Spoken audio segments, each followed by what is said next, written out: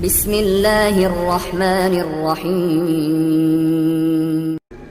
قابل احترام دوستو، بزرگوں، اللہ تعالیٰ نے دنیا میں تقریباً 18,000 مخلوقات کو پیدا کیا ہے۔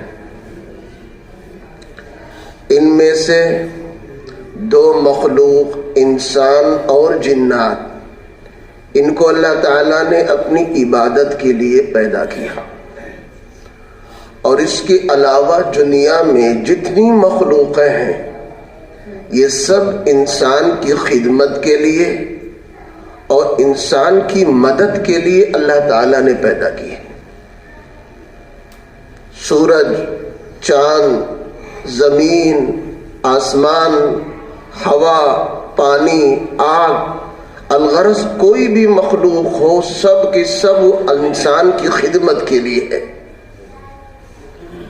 ہم بھلے اس کا نفع نہ سمجھتے ہوں، ہم بھلے اس کا فائدہ نہ سمجھیں، لیکن وہ ہمارے فائدے کے لیے اللہ تعالیٰ نے پیدا کی ہے۔ یہ سانپ ہے، بچھو ہیں، طرح طرح کے درندے، ان کا فائدہ ہم نہیں سمجھتے، مگر حکیموں سے آپ پوچھیں، بڑے بڑے حکما سے آپ پوچھیں، ادیبوں سے پوچھیں، ڈاکٹروں سے آپ پوچھیں، طبیب سے آپ پوچھیں، تو وہ آپ کو بتائیں گے کہ صاحب اس کے اندر، اس سانپ میں فلاں چیز کے لیے دوا ہے، اس میں یہ فائدہ ہے، اس میں یہ فائدہ ہے۔ الغرض تمام مخلوقات کو اللہ تعالیٰ نے انسان کے نفع اور فائدہ کے لیے پیدا کیا ہے۔ اور دوستو، ہم سب غور کریں، اللہ تعالیٰ نے عجیب طریقے سے، یہ صرف اور صرف اللہ ہی کی قدرت ہے جو پیدا کر سکے۔ 4 طریقے سے انسان کی تخلیق اللہ تعالیٰ نے فرمائی۔ پہلا طریقہ ہے کہ اللہ تعالیٰ نے حضرت آدم علیہ السلام کو پیدا کیا مٹی سے۔ نہ ان کی کوئی ماں ہے، نہ ان کا کوئی باپ ہے۔ وَلَقَدْ خَلَقْنَا الْإِنسَانَ مِنْ سُلَالَةٍ مِّن طِينٍ۔ اللہ تعالیٰ خود ارشاد فرماتے ہیں کہ میں نے انسان کو منتخب مٹی سے میں نے پیدا کیا ہے، اور مٹی کے اندر 4 مادے ہوتے ہیں۔ انسان میں جو مٹی استعمال کی گئی ہے، اس کے اندر جو گارا استعمال کیا گیا ہے، اس میں 4 مادے ہیں۔ ہوا ہے، پانی ہے، آگ ہے، مٹی ہے، یہ 4 چیزیں اس کے اندر ہے۔ صاحب روح المعانی نے لکھا بھی ہے، خلق آدم من ماء وہواء ونار وتراب۔ آدم علیہ السلام کو اللہ تعالیٰ نے ان 4 چیزوں کو ملا کر پیدا کیا۔ ان کے مادے میں ہوا ہے، آگ ہے، مٹی ہے، پانی ہے۔ فَإِذَا خَلَطَ، جب 4 مادے مل جاتے ہیں تو پھر یہ ایک دوسرے سے جدا نہیں ہوتے، ایک دوسرے سے ختم نہیں ہوتے، الگ نہیں ہوتے۔ جس دن یہ ایک دوسرے سے الگ ہو جائیں گے، پھر انسان نہیں رہ جائے گا۔ اگر انسان کے اندر سے پانی ختم ہو جائے، وہ مر جائے گا۔ انسان کے اندر سے ہوا اور سانس ختم ہو جائے، انسان مر جائے گا۔ انسان کے اندر سے حرارت چلی جائے تو انسان مر جائے گا۔ یہ 4 مادے جب ملتے ہیں پھر انسان تیار ہوتا ہے، اور ان 4 چیزوں میں سے کوئی ایک چیز بھی اگر کم ہو جائے، ختم ہو جائے، پھر انسان کے لیے جینا مشکل ہو جائے گا۔ یہ اللہ تعالیٰ نے پیدا کیا ہے دوستو۔ تو ایک طریقہ اللہ تعالیٰ کا یہ ہے کہ اللہ تعالیٰ نے مٹی سے آدم علیہ السلام کو پیدا کیا، پھر ان کی بیوی حوا رضی اللہ تعالی عنہا کو اللہ تعالیٰ نے آدم علیہ السلام کی بائیں پسلی سے پیدا کر دیا۔ ان کی ماں نہیں ہے۔ یہ عجیب خلقت ہے، عجیب قدرت ہے اللہ تبارک تعالیٰ کی۔ یہ خود آدم علیہ السلام کو تو بغیر ماں کے، بغیر باپ کے ڈائریکٹ مٹی سے پیدا کیا، اور ان کی مٹی کے اندر یہ 4 مادے رکھے، اور یہ 4 مادے جب ملتے ہیں تب انسان تیار ہوا۔ ان 4 میں سے کوئی ایک بھی اگر کم ہو جائے، ختم ہو جائے، تو انسان نہیں رہ جائے گا، وہ لاش بن جائے گا، مردہ ہو جائے گا وہ۔ حوا رضی اللہ تعالی عنہ کو اللہ تعالیٰ نے پیدا کیا، بخاری شریف میں حدیث ہے، اللہ کے رسول علیہ السلام ارشاد فرماتے ہیں وَاسْتَوْصُوا بِالنِّسَاءِ خَيْرًا، تم لوگ عورتوں کے ساتھ اچھا سلوک کیا کرو، ان کے ساتھ عفو کا، درگزر کا، معافی کا معاملہ کیا کرو۔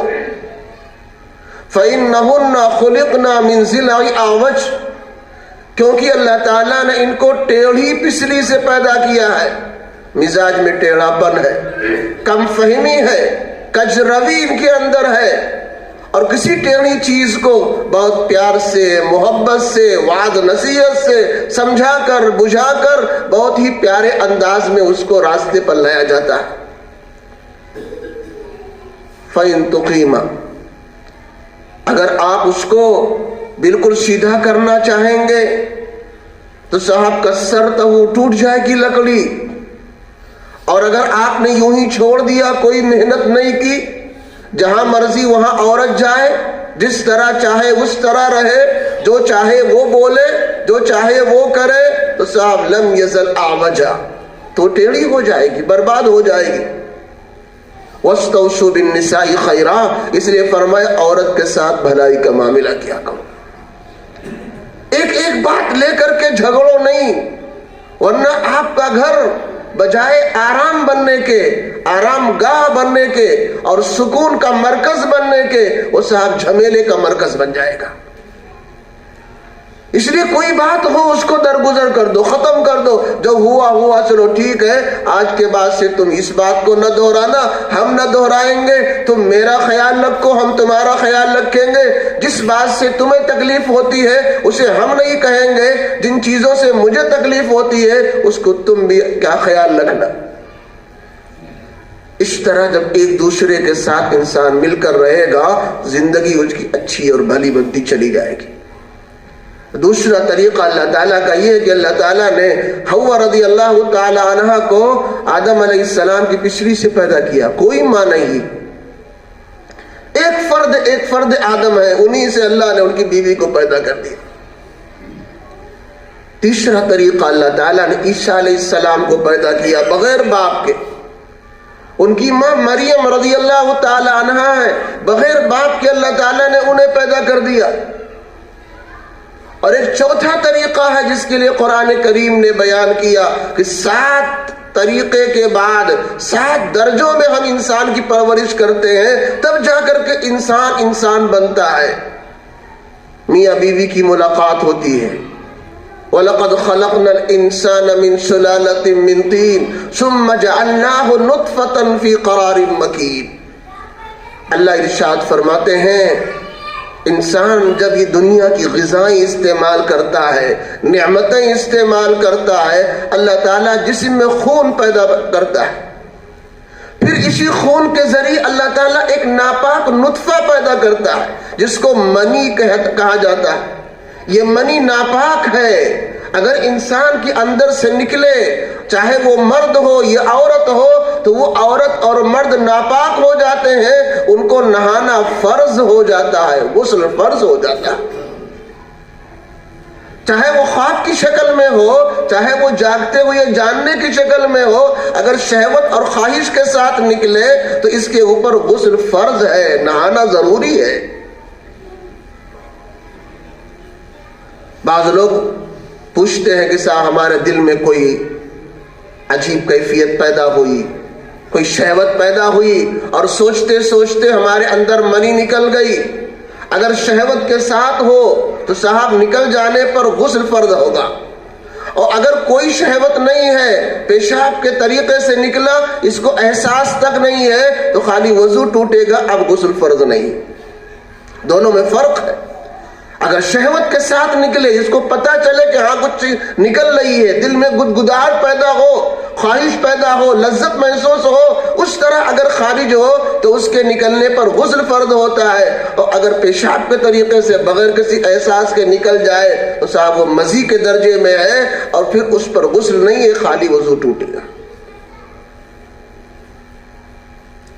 تو اللہ تعالیٰ منی پیدا کرتا ہے، انسان گھین کرتا ہے، وہ ناپاک ہے، لیکن جب اسی کو اللہ مختلف مراحل سے گزار کر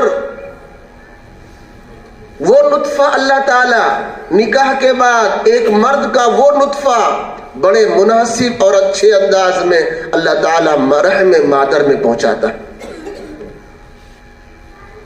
وَلَقَدْ خَلَقْنَا الْإِنسَانَ مِنْ سُلَالَةٍ مِّن طِينٍ ثُمَّ جَعَلْنَاهُ نُطْفَةً فِي قَرَارٍ مَّكِينٍ. ہم ایک محفوظ جگہ میں، مضبوط جگہ میں ہم اس نطفے کو پہنچاتے ہیں. یہ نطفہ وہاں پہنچتا ہے، 40 دن اس کی پرورش ہوتی ہے. پھر وہ نطفہ اللہ تبارک تعالیٰ کے حکم سے ایک خون بستہ کی شکل میں تبدیل ہو جاتا ہے. پھر 40 دن وہ اس کی پرورش ہوتی ہے. ایک مرحلہ ہے، ایک درجہ ہے. پرورش پانے کے بعد پھر صاحب وہ گوشت کا لوتھڑا بن جاتا ہے. پھر 40 دن کے بعد وہ صاحب ہڈیوں میں تبدیل ہو جاتا ہے. پھر 40 دن کے بعد اللہ تبارک تعالیٰ ان ہڈیوں کے اوپر بھی گوشت چڑھا دیتا ہے. اندر بھی اوپر گوشت، اندر ہڈیاں، اس میں کیا رگیں ہیں، کہاں نسیں ہیں، کہاں کیا ہے، کون کون سے اعضاء کس طرح ہے، اللہ تبارک تعالیٰ تیار کر دیتا ہے. ثم انشأناه من خلق آخر فتبارک اللہ احسن الخالقین. پھر اس طرح ہوتے ہوتے 9 مہینے کے بعد شاندار شکل و صورت کے اندر اچھے خاصے اعضاء کے ساتھ ایک خوبصورت لڑکے کی شکل میں، لڑکی کی شکل میں پھر انسان کے گھر میں بچہ پیدا ہوتا ہے.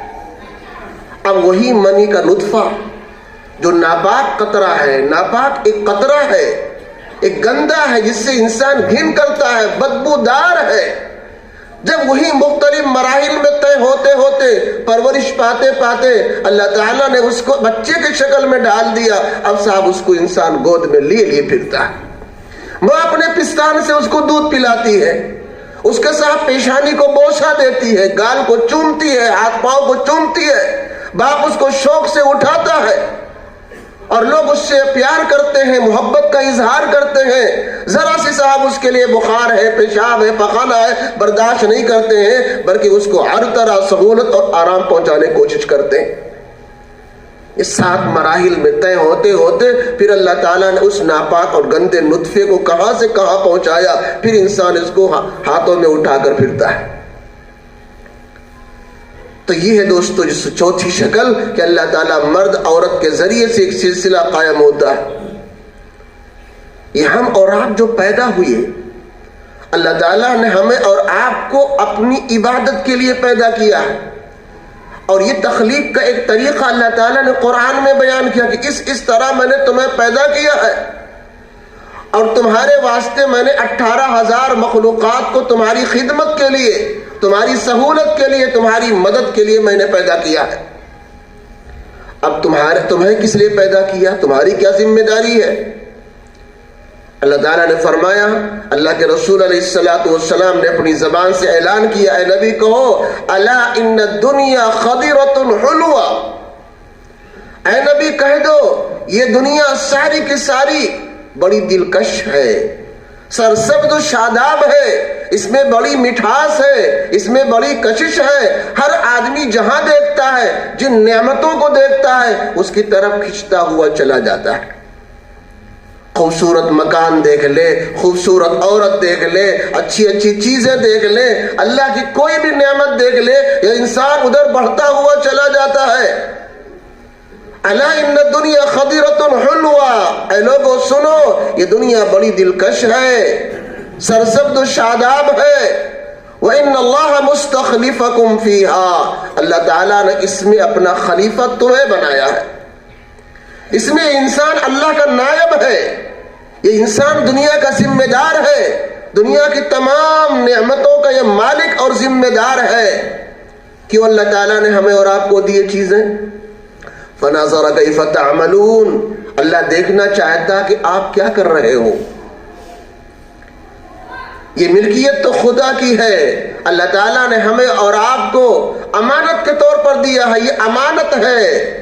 فناظر کیف تعملون. اللہ دیکھنا چاہتا کہ آپ اس میں کیا کرتے ہو، آپ اس میں کیا عمل کر رہے ہو. اور خبردار کیا ہے اللہ کے نبی علیہ السلام نے 2 چیزوں سے، الا فاتقوا الدنیا واتقوا النساء. دیکھو اس دنیا میں 2 چیزوں سے ہمیشہ چوکنا رہنا، بہت ہوشیار رہنا.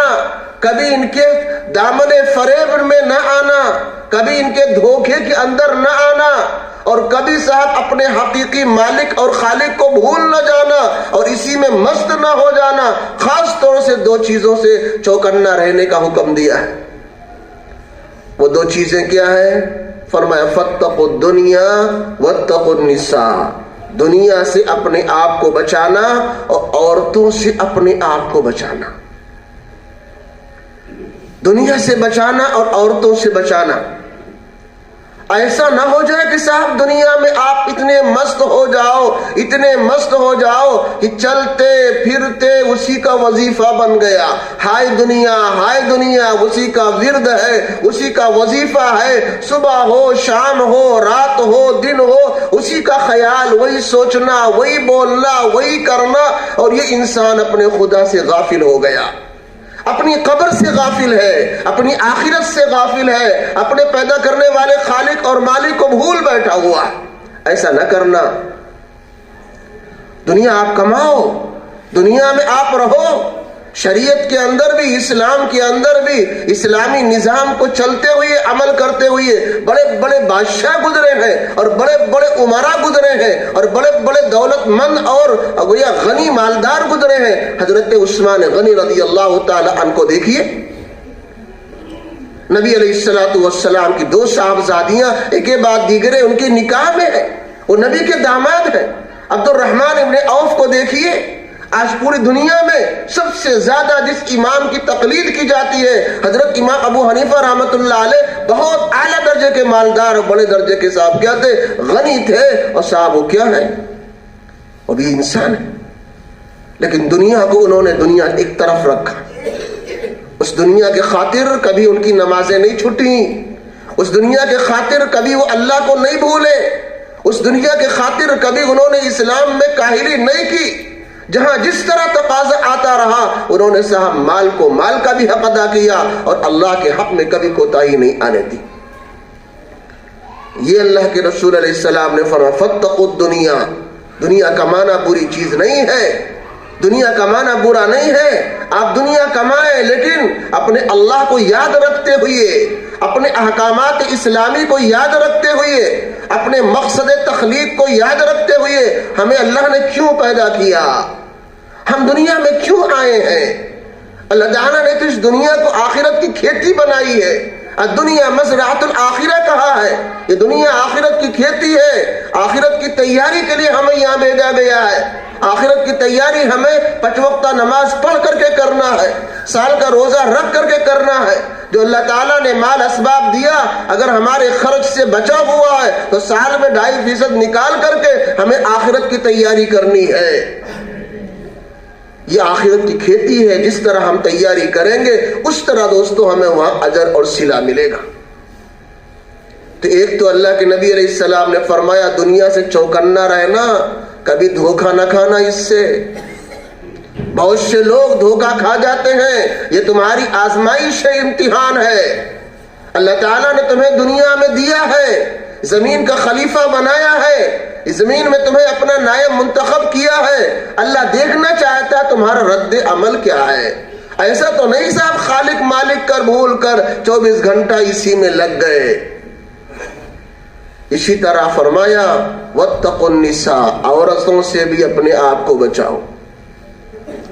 ہمارے آقا صلی اللہ علیہ وسلم نے 1 نہیں 2 نہیں 11 نکاح فرمایا، اور جتنے انبیاء تشریف لائے تقریباً 1.25 لاکھ، سب نے صاحب نکاح کیا، عورتوں کے ساتھ زندگی گزاری ہے۔ سب سے پہلے آدم علیہ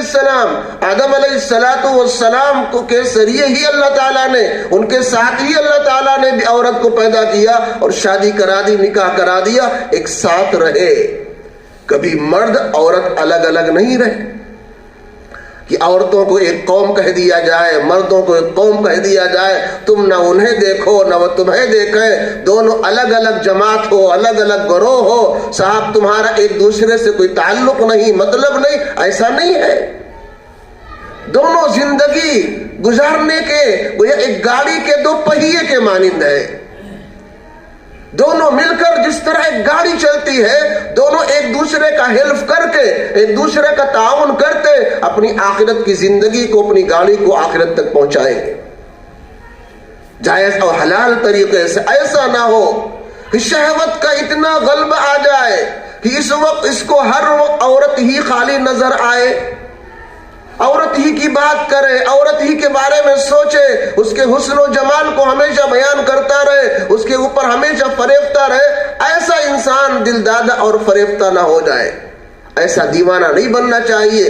حلال طریقے سے ایک اللہ تعالیٰ نے ایک دوسرے کو تسکین کے خاطر، عورت کو مرد کے لیے تسکین کا ذریعہ بنایا، مرد کو عورت کے لیے راحت کا ذریعہ بنایا۔ اس طرح صاحب انسان دنیا میں رہے۔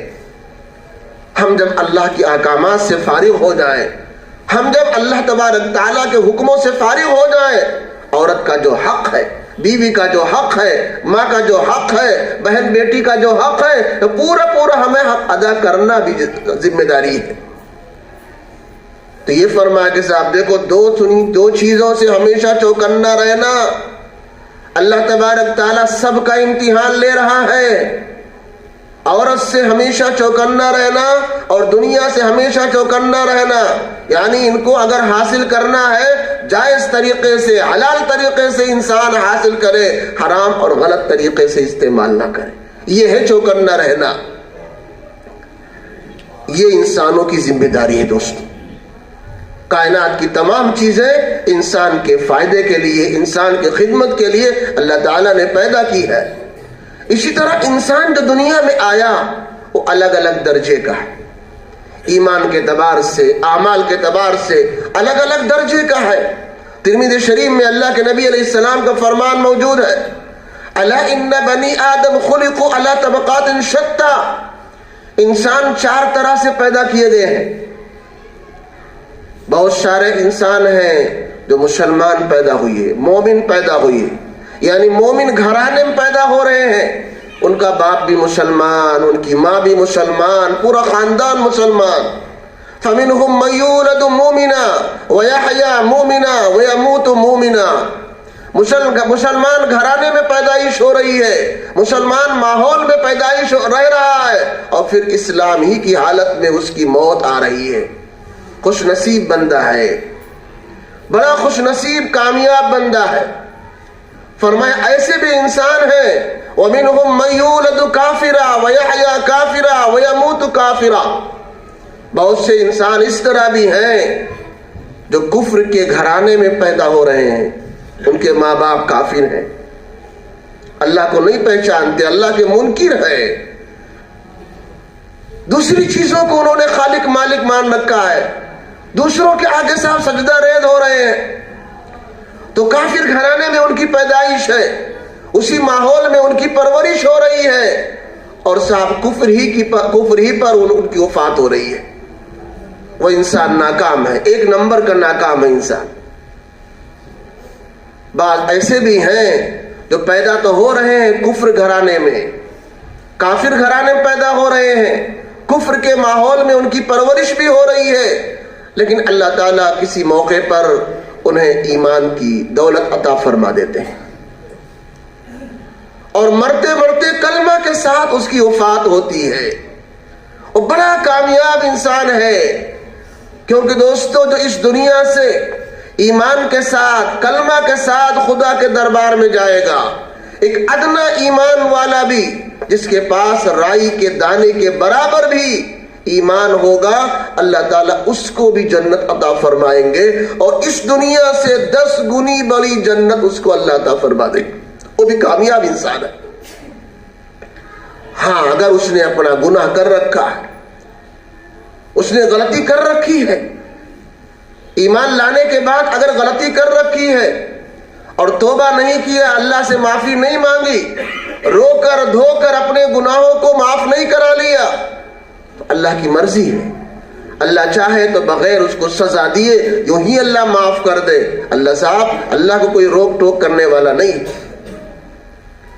اللہ ہر چیز کا مالک ہے، اللہ کے اوپر کسی کا تصرف نہیں چلتا، ہر آدمی محتاج ہے، اللہ کا محتاج ہے، خالی تنہا اللہ ہے، جو چاہتا ہے صاحب وہ کرتا ہے۔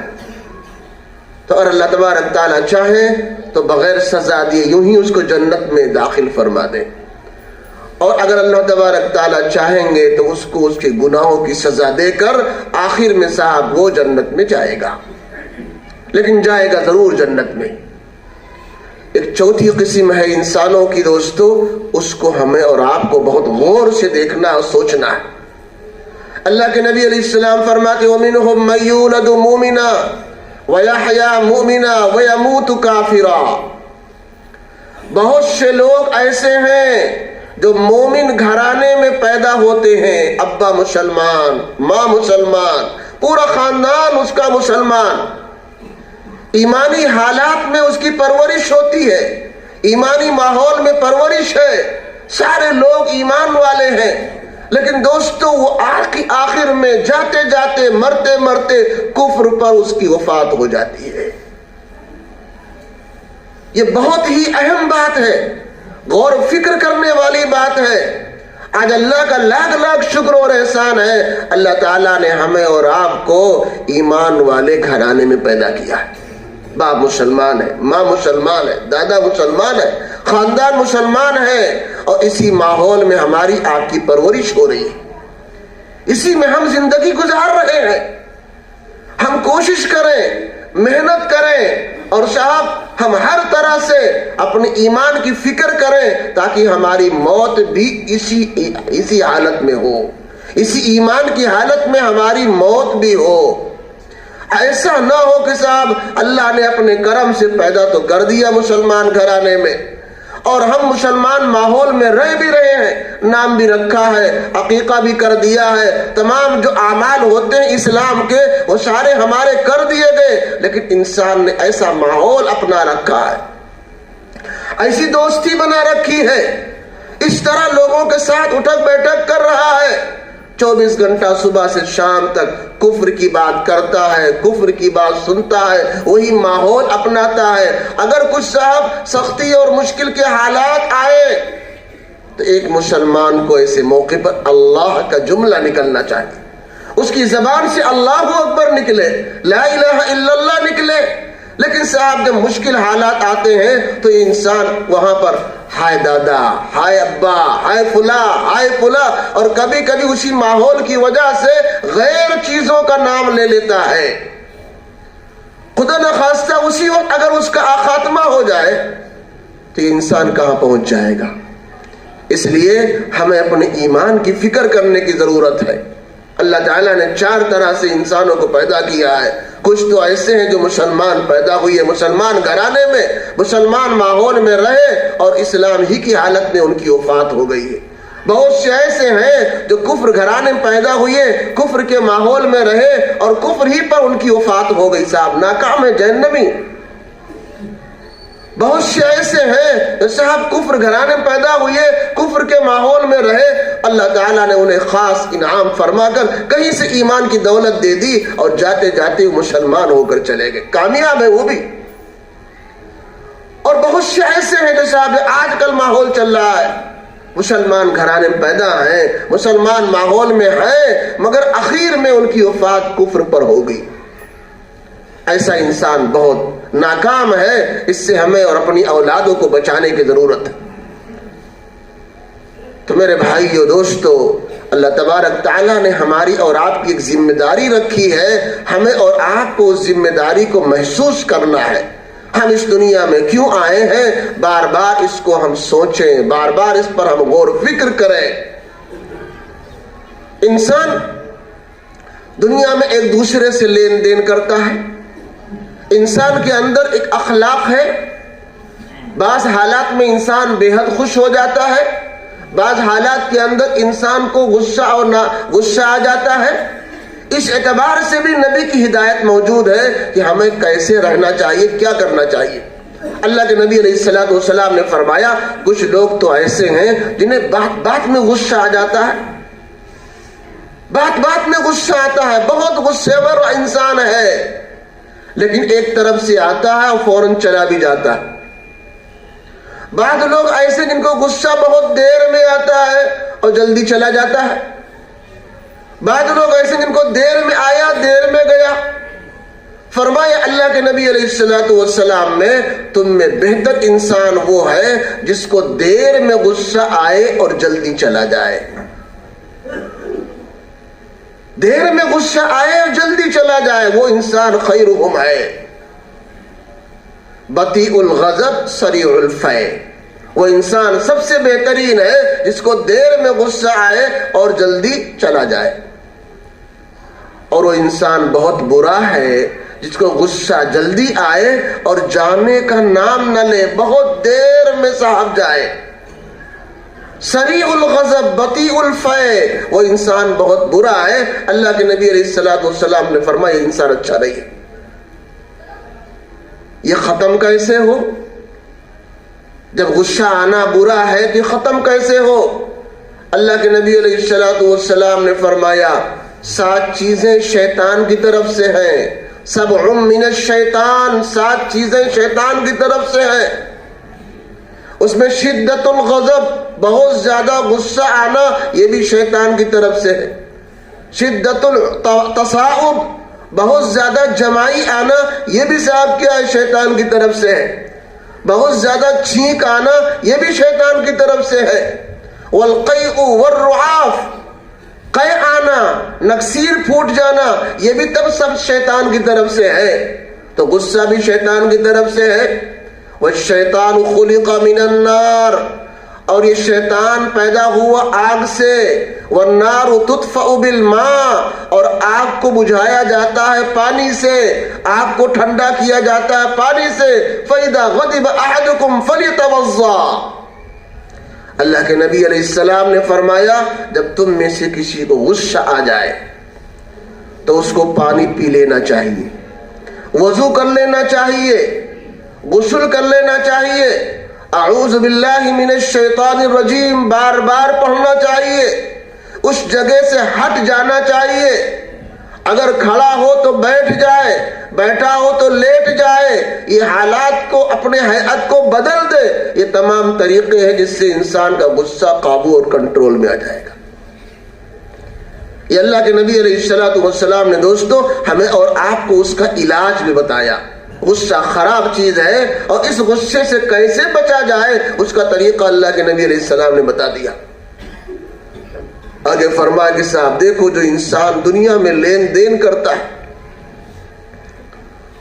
ہر انسان کو کچھ نہ کچھ لینے کی دینے کی ضرورت پڑتی ہے، معاملات کی ضرورت پڑتی ہے. نہیں کوئی دکان رکھے ہوئے ہے تو اپنی ضرورت کی چیزیں خریدتا ہے، صابن سلف خریدتا ہے، ضرورت کی چیزوں کو لیتا ہے اور دیتا ہے. نہیں دکان رکھے ہوئی ہے پھر بھی صاحب اس کا سابقہ پڑتا ہے. اس میں کیا اچھا ہے کیا برا ہے اور کس طرح ایک انسان کو، مسلمان کو رہنا چاہیے. اللہ کے نبی علیہ السلام نے فرمایا کہ دیکھو کچھ خوش نصیب بندے ایسے ہیں حسن القضاء، جن کا لینا دینا دونوں بڑا شاندار، دونوں بہت شاندار ہے. سامان کو لیں گے تب بھی اچھے انداز سے لیں گے اور جب اس کی قیمت دیں گے بڑی شاندار انداز سے دے دیں گے. ان سے لوگوں کو خوشیاں ہوتی ہیں. آدمی ایسے گراہک کا انتظار کرتا ہے، اس کے آتے حساب اس کا چہرہ خوش ہو جاتا ہے، خوشی کے آثار دکھنے لگتے ہیں. انہیں ٹیلی فون کر کے ان کے حالات پتہ کرتا ہے. ایسے گراہک کے لیے انسان دعا کرتا ہے جس کا لینا اور دینا دونوں شاندار ہو. اور کچھ لوگ ایسے ہوتے صاحب جن کا لینا دونوں خراب ہوتا ہے. لیں گے دوستو تب بھی بہت زیادہ پریشان کر کے، اور جب پیسہ دینا آئے گا تب بھی انتہائی جھلا کر دیں گے. ان کا لینا دینا دونوں برا ہے. اور کچھ لوگوں میں فرق ہوتا ہے. کچھ لوگ سامان تو اچھا لیں گے اور پیسہ دینے میں گڑبڑ کریں گے، اور کچھ لوگ صاحب پیسہ دینے میں اچھا ہے مگر لینے میں خراب ہے. اللہ کے نبی علیہ السلام نے فرمایا بہترین انسان وہ ہے جس کا لینا دینا دونوں شاندار ہو، اور بدترین خراب انسان وہ ہے جس کا لین دین معاملہ بالکل خراب اور بدتر ہو. آج دوستو ماحول دیکھ لیجئے آپ، کوئی آدمی کسی کو قرضہ دینے کو تیار نہیں. کیوں؟ معاملات انتہائی خراب ہیں. انسان کو جاننے اور پرکھنے کے لیے بتایا گیا کہ صاحب آپ معاملہ کر کے دیکھ لو، اگر معاملے میں کھرا اترے انسان اچھا ہے، معاملے میں خراب اترے انسان اچھا نہیں. یہ بھی ہماری ذمہ داری ہے. اللہ تعالیٰ نے اس دنیا میں ہم کو پیدا کر کے دیکھنا چاہتا تم کیا عمل کرتے ہو، تمہارا لین دین کیسا ہے. آج جس نے جس کا لے لیا پھر اس کی دکان کا رخ نہیں کرتا، اس کے موبائل فون کا جواب نہیں دیتا، اس کے صاحب سامنے گزرتا نہیں ہے. سال سال، دو سال، کئی سال گزر گئے ہیں اور صاحب بسا اوقات انسان انکار بھی کر دیتا ہے. آج یہ حالات ہیں دوستو انسانوں کے. اسی کو اللہ کے نبی علیہ السلام نے ایک مرتبہ پوچھا اپنے صحابہ سے، اے میرے صحابہ بتاؤ دنیا میں سب سے زیادہ مفلس انسان کون ہے؟ اتدرون من المفلس؟ صحابہ نے جواب دیا اپنے سمجھ کے اعتبار سے، صاحب جواب دیا من لا درہم ولا متاع یا رسول اللہ. اللہ کے نبی جس کے پاس سونا چاندی روپیہ پیسہ ساز و سامان نہ ہو وہ مفلس آدمی ہے، فقیر آدمی. قال لیس ذالک، اللہ کے نبی علیہ السلام نے فرمایا نہیں، یہ مفلس نہیں ہے. مفلس وہ ہے یاتی یوم القیامہ بصلاۃ وصیام وزکات. ایک آدمی خدا کے سامنے کل قیامت کو آئے گا بہت ساری نمازیں لے کر، بہت سارے روزے لے کر، بہت ساری زکاتیں لے کر، بہت ساری تلاوتیں لے کر، عبادت کا انبار لے کر آئے گا، لیکن کسی کا مال کھا لیا ہوگا، دیا نہیں ہے. کسی کو گالی بکا ہے، کسی کے دل کو ٹھیس پہنچایا ہے، کسی کو رسوا اور بے عزت کر دیا ہے، کسی کو تماچا مار دیا ہے، کسی کی عزت کو نیلام کر دیا ہے، طرح طرح سے لوگوں کا دل دکھایا ہوگا. تو وہاں پر اللہ تبارک تعالیٰ کی عدالت میں بدلے کا دن ہے، وہ برابری کا دن ہے، وہ انصاف کا دن ہوگا. اس دنیا میں اگر انسان کو انصاف نہیں مل سکا اللہ کی عدالت میں ضرور اس کو انصاف ملے گا. اور وہاں انصاف میں کس چیز کا لین دین ہوگا؟ اس دنیا میں جو بھی لین دین ہو، پیسے کا لین دین ہو، سامان کا لین دین ہو، چاہے چیزوں کا لین دین ہو، آخرت میں تبادلہ جو ہوگا، جو حق دلایا جائے گا وہ صرف اور صرف نیکیوں سے ہوگا. تو انسان راتوں کو جاگ کر محنت مشقت کر کے نیکیوں کا انبار لے کر، ذخیرہ لے کر خدا کے سامنے حاضر ہوگا، لیکن اس نے دنیا میں کوتاہی کی ہے. جس کا لیا دیا نہیں، جس کا کھا لیا واپس نہیں کیا، کسی کو گالی دے دی، کسی کی برائی کر دی، کسی کی غیبت کر دی، کسی کی عزت کو نیلام کر دیا، ان سب کو وہاں تقاضا پیش ہوگا. لوگ مطالبہ لے کر کے آئیں گے. اللہ تبارک تعالیٰ ان سے کہے گا اپنی اپنی نیکیاں اٹھا کر ان حق والوں کو دو. چنانچہ ان کی نیکیاں اٹھا کر کے ان اہل حق کو تقسیم کر دی جائیں گی.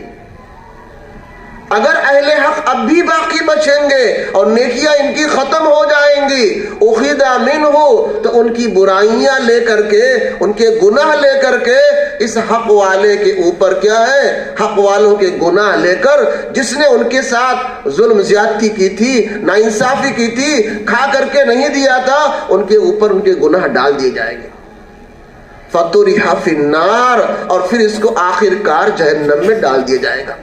دنیا سے بہت نیکی کا ذخیرہ لے کر گیا لیکن کوتاہیوں کے ساتھ گیا ہے. معاملات اچھے نہیں تھے، زبان کی حفاظت نہیں کی تھی، اس کے لین دین اچھے نہیں تھے، دنیا میں بہت اس نے خرافات کر رکھا تھا، جس کا لیا دیا نہیں، جس معاملات اچھا نہیں کیا، سب اہل حق وہاں پر حاضر ہوں گے اور سب کے حقوق نیکیوں سے دیے جائیں گے. ایسے آدمی کے بارے میں اللہ کے نبی علیہ السلام نے فرمایا بڑا مفلس ہے، بڑا مفلس ہے، بہت کچھ کما کر گیا لیکن کل قیامت میں کنگال تہی دست ہوگا، ہاتھ بالکل خالی ہوگا.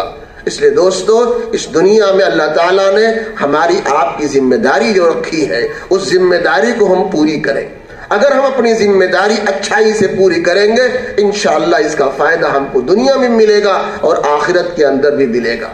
اور اگر ہم سے کمی کوتاہی رہی اور ہم نے دنیا میں معافی تلافی کر کر کے صاحب خدا کو راضی نہیں کیا ہے تو کل آخرت میں انسان کو پچھتاوا ہوگا. آج موقع ہے ہم اور آپ اپنی تیاری کر لیں اور صاحب تمام لین دین کو اور تمام آپسی معاملات کو برابر سرابر کر لیں. اللہ پاک ہم سب کو عمل کی توفیق عطا فرمائے.